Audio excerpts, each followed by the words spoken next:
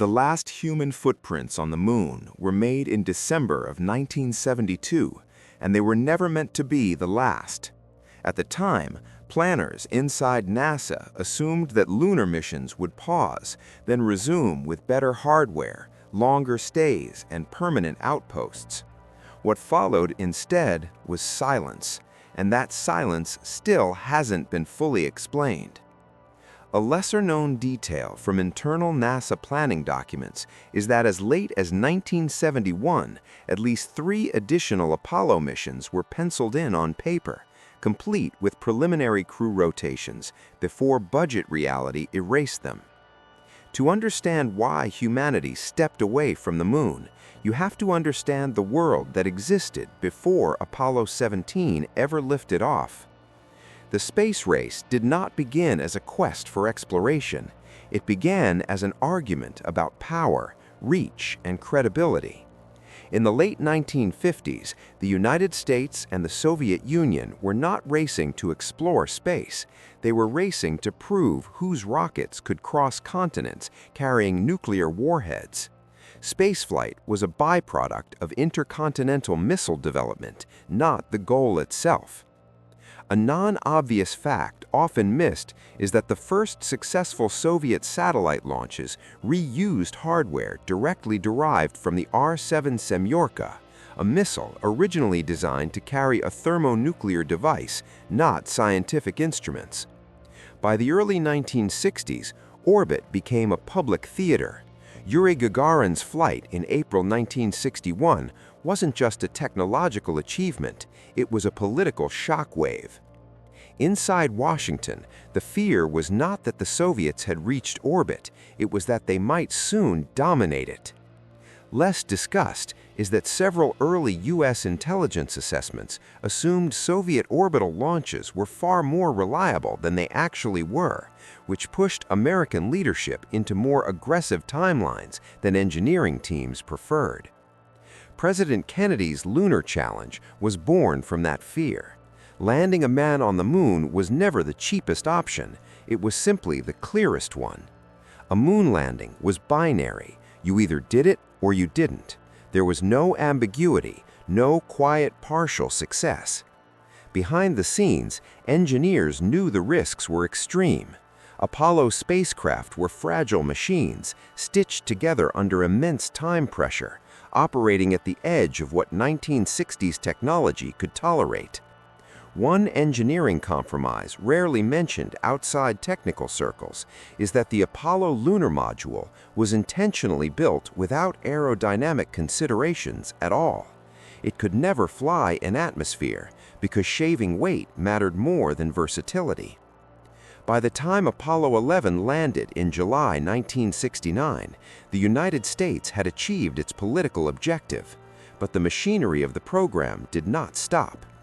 Apollo 12, 14, 15, 16, and finally 17 expanded scientific ambition, landing precision, and surface mobility.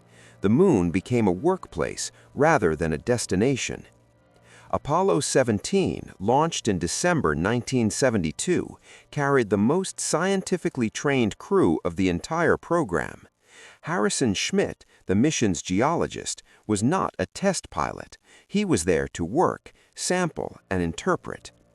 A quiet operational detail from Apollo 17 mission logs shows that astronauts spent significant time improvising fixes to surface equipment because lunar dust interfered with moving parts far more aggressively than pre-mission testing predicted. When Apollo 17 lifted off from the Taurus-Littrow Valley, it was meant to be a pause. Instead, it became an ending. No American astronaut has left low Earth orbit since. On the other side of the Cold War, the Soviet Union watched all of this unfold with a mixture of frustration and secrecy. Contrary to popular belief, the Soviets did not give up on the moon early. They failed quietly.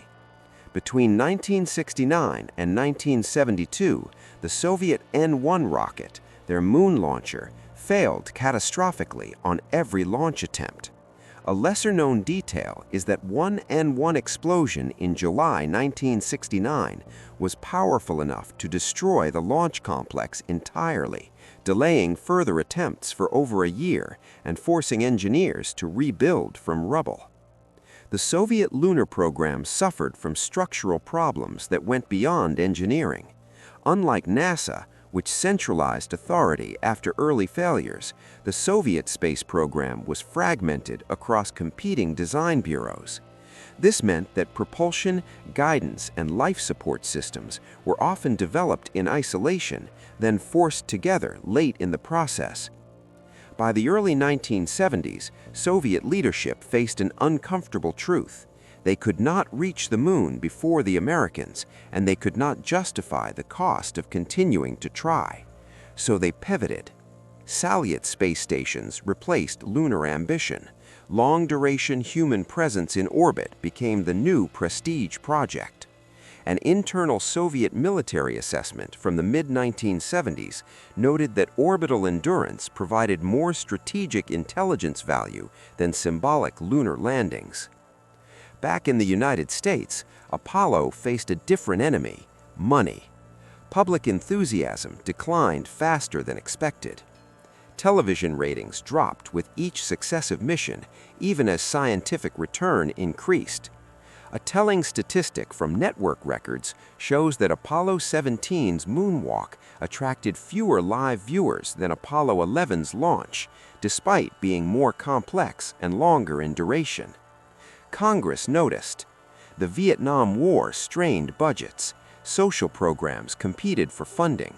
The moon, once a symbol of victory, became an expense without an enemy attached to it. NASA adapted by shrinking its ambitions. Skylab, then the Space Shuttle. The shuttle was sold as reusable, economical, routine. It was none of those things. A technical compromise rarely emphasized is that the shuttle's thermal protection tiles required individual inspection after nearly every flight, erasing much of the promised cost savings. By the time the Cold War ended, the moon was no longer politically urgent. And that is where the myths began. When history leaves a vacuum, stories rush in. Claims of secret missions, hidden discoveries, and suppressed truths flourished, not because evidence supported them, but because official explanations felt emotionally incomplete. A sociological study from the 1990s found that belief in space-related conspiracy theories increased sharply among populations who experienced institutional distrust during the Cold War and its aftermath. Silence invites imagination. The truth is quieter, colder, and more human. We didn't leave the moon because we were afraid of what we found. We left because the world changed, priorities shifted, and the machinery of power moved on. And yet the legacy of Apollo still presses forward. Modern lunar programs, from Artemis to international robotic missions, reuse navigation concepts, landing site selection logic, and geological frameworks built during those final Apollo years. A final overlooked detail: some of the seismic instruments left behind by Apollo missions continued transmitting data for years after the astronauts returned, quietly listening to a moon humanity had stopped visiting.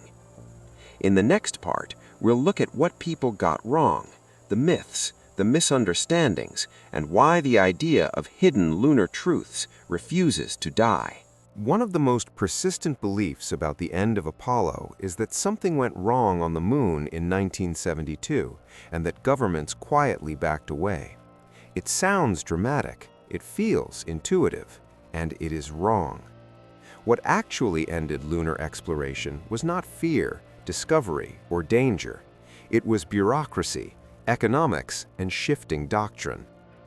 A lesser-known budgetary detail is that by fiscal year 1973, NASA's share of the United States federal budget had fallen below 1% for the first time since the start of Apollo, making large exploration programs structurally impossible. The first myth is simple: we stopped because it was too dangerous. Apollo was dangerous. 6 astronauts died during the program, including the Apollo 1 fire on the launch pad. But by the early 1970s, risk tolerance inside NASA had actually increased, not decreased. Flight readiness reviews from Apollo 15 onward show fewer unresolved engineering waivers than earlier missions, suggesting growing confidence rather than fear. The second myth is that we stopped because there was nothing left to learn. In reality, Apollo barely scratched the surface of lunar science. Most landing sites were chosen for safety and engineering constraints, not scientific diversity. A little-known planning memo from the Apollo Applications Program proposed landings near lunar polar regions, decades before modern interest revived the idea, but those missions were never funded. The third myth is that the Soviets discovered something alarming and shared it secretly. There is no credible evidence of this. Soviet lunar failures were catastrophic but mundane: propulsion instability, vibration-induced shutdowns, and control system divergence. Post-Soviet archival releases in the 1990s revealed extensive documentation of failed launches, but nothing resembling anomalous findings or recovered artifacts. The fourth myth claims that Apollo crews came back psychologically altered. Astronauts did experience post-mission depression, identity loss, and difficulty reintegrating, but this is a known effect of extreme achievement followed by abrupt disengagement, not trauma from discovery. A NASA medical follow-up study found that astronauts returning from long-duration missions often struggled more than short-duration crews, despite experiencing fewer emergencies. The fifth myth says the moon landing stopped because the shuttle replaced them. This reverses cause and effect. Apollo ended first. The shuttle was a political compromise built to preserve aerospace jobs and maintain launch capability within reduced budgets. One underappreciated shuttle design constraint was that it had to fit existing Air Force launch infrastructure, forcing compromises that made it unsuitable for deep space exploration. The sixth myth is that other countries secretly continued lunar missions with crews. No nation has launched a human-rated lunar system since Apollo. China, Russia, India, and others have conducted robotic missions only, and all have been publicly documented. A quiet technical barrier is that life support systems for multi-day deep space missions require redundancy mass that scales faster than propulsion efficiency improves. The seventh myth, and the most resilient, is that governments are hiding the truth because people couldn't handle it. History suggests the opposite. Governments struggle to keep secrets that involve thousands of engineers, contractors, and international tracking stations.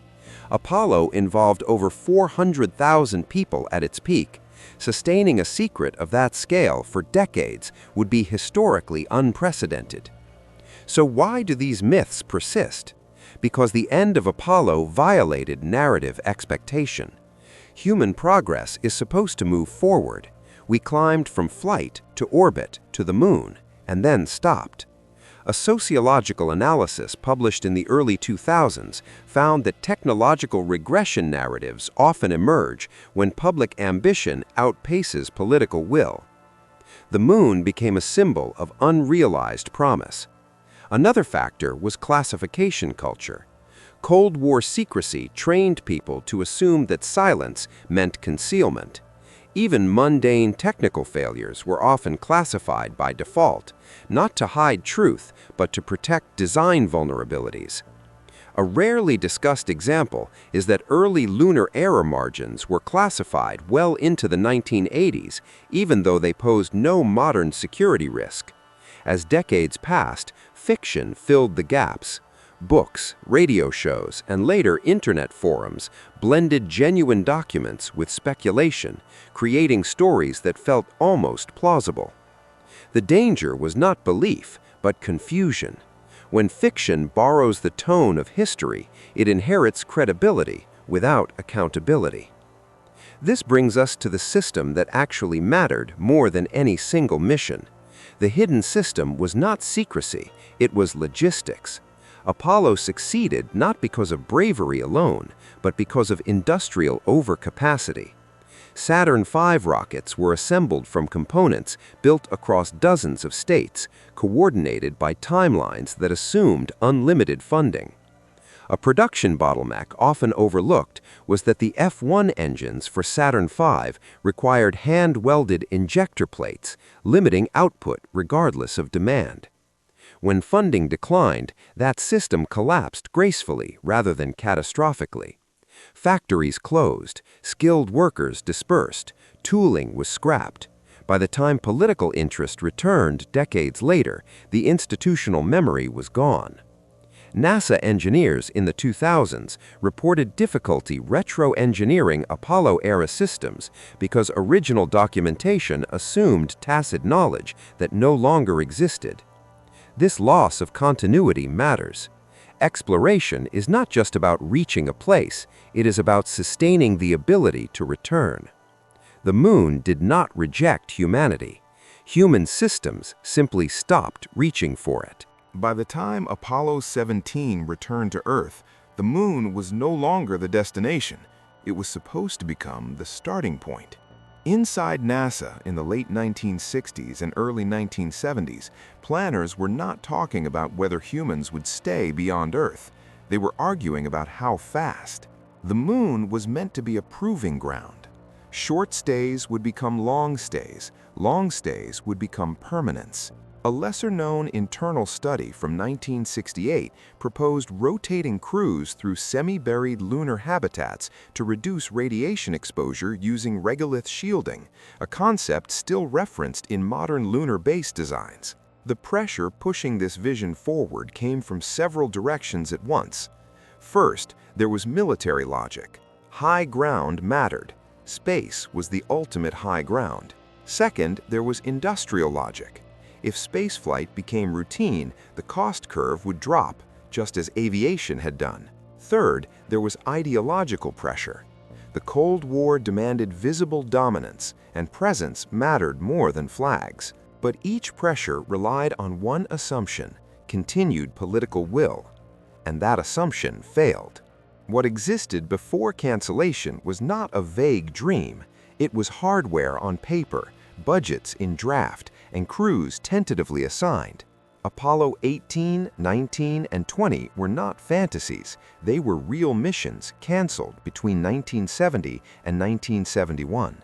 A non-obvious detail is that hardware for Apollo 18 had already been partially manufactured when cancellation orders came down, making the decision more expensive than completing the mission would have been. The Moon was losing its narrative value.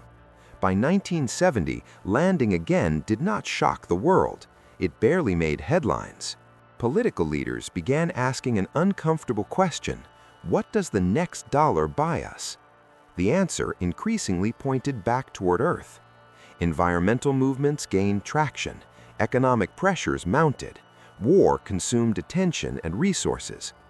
Space exploration did not disappear. It was redirected inward. Skylab was the compromise. Instead of pushing outward, NASA would test endurance, life support, and human adaptation in orbit. A quiet operational detail from Skylab missions was that astronauts frequently struggled with motion sickness and fatigue for far longer than predicted, revealing gaps in understanding long-duration human performance. These lessons were valuable, but they were not inspiring. The Moon was a spectacle. Low Earth orbit was maintenance. On the Soviet side, the same redirection occurred. After repeated N-1 failures, the Soviet leadership officially canceled its human lunar program in the mid-1970s, though the decision was never publicly announced at the time. A lesser-known consequence was that Soviet lunar engineers were reassigned to missile and submarine programs, accelerating weapons development rather than exploration. This convergence is important. Both superpowers independently concluded that space was more useful as infrastructure than frontier. Satellites became the real prize: navigation, communication, surveillance. A classified U.S. Air Force assessment from the late 1970s stated that orbital assets provided more strategic advantage than any potential lunar installation could. The moon faded from doctrine, and doctrine matters more than dreams. Training pipelines changed. Astronaut selection shifted towards operational specialists rather than explorers. A subtle indicator is that later astronaut classes emphasized systems management experience over piloting or geology backgrounds. Even language changed. NASA stopped using the word exploration internally as often, replacing it with operations. This shift shaped everything that followed. The space shuttle was not built to leave Earth orbit. It was built to service satellites and justify its own existence. A rarely mentioned design limitation is that the shuttle's payload bay dimensions were dictated by reconnaissance satellite requirements, not scientific ones. This locked the program into Earth-centric missions. As years passed, institutional inertia set in. The moon became distant not in kilometers, but in mindset. Children grew up with images of lunar footprints, but no expectation of new ones. This gap between memory and action bred speculation. People asked, if we could do it then, why not now? The answer is uncomfortable because it lacks drama. We didn't stop because we couldn't. We stopped because we chose to, and choices have consequences. By the time serious lunar discussion returned in the 2000s, engineers faced a paradox. The knowledge existed, but the ecosystem that produced it did not. A NASA internal review noted that recreating Saturn V class capability would require rebuilding entire supplier networks from scratch. This wasn't nostalgia, it was accounting. In the next part, we'll dig into the hidden system behind Apollo, the logistics, training, maintenance, and human cost that made the moon reachable once, and why recreating that system is harder than it looks. When people ask why we have not returned to the moon, they usually imagine a missing invention, a lost engine, a secret technology, a forgotten equation. That is not what vanished. What disappeared was a system. Apollo was not a program, it was an ecosystem, political, industrial, psychological, and human, assembled briefly, at enormous cost, and then deliberately dismantled. A lesser-known internal NASA assessment from the mid-1970s concluded that Apollo succeeded largely because inefficiency was tolerated, redundancy was funded, time overruns were accepted as the price of certainty. That tolerance no longer exists. The hidden system behind Apollo began with training. Astronauts were not just pilots or scientists, they were hybrids, trained to survive isolation, decision overload, and constant risk without visible fear. Apollo crews trained for thousands of hours in simulators that intentionally failed without warning, forcing crews to invent procedures on the fly. One training memo noted that instructors were encouraged to break the mission psychologically before hardware ever failed, to observe stress behavior. That stress followed them home. Post-mission interviews revealed that many astronauts struggled with purposelessness after return. They had reached the furthest place humans had ever been, and then went back to office work. A NASA medical report observed that astronauts often felt more alienated after success than after near failure. Then there was maintenance. Saturn V was not reliable by modern standards. It was reliable because people touched everything. Thousands of inspections were conducted manually. Components were removed, checked, reinstalled, and checked again. A little-known bottleneck was that some wiring harnesses were custom-fitted by hand, meaning no two rockets were truly identical. This human intimacy with machinery does not scale cheaply. Modern programs aim to automate, standardize, and outsource. Apollo did the opposite. It centralized, it obsessed, it overbuilt. That made it powerful and fragile. When budgets dropped, the system could not shrink, it could only stop. The moon itself did nothing to push us away. Radiation levels were within predicted ranges. Surface temperatures were harsh but manageable. Dust was a nuisance, not a barrier. A final Apollo-era analysis concluded that the moon posed fewer unknowns in 1972 than Mars does today. The barrier was never physics, it was meaning. Once the Cold War ended, the moon lost its role as proof. No enemy watched, no ideology waited to be humbled. Exploration without competition is harder to sell. Even today's lunar return plans struggle with this truth. Modern lunar missions emphasize sustainability, international cooperation, and incremental progress, all rational, all careful, but none carry the urgency Apollo had. A quiet comparison illustrates this difference. Apollo 11 went from first crew selection to landing in under 4 years. Modern lunar programs have spent longer debating landing architecture than Apollo spent building it. That is not incompetence, it is caution, and caution has a cost. The legacy of Apollo is not that we conquered the moon, it is that we proved what humans can do when urgency overrides hesitation. It also proved what happens when that urgency fades. The moon did not become forbidden, it became optional, and optional things are always postponed. The astronauts of Apollo 17 left behind instruments, footprints, and a plaque that spoke of peace for all mankind. Less remembered is that they also left behind a question that still hangs unanswered. Not can we return, but why?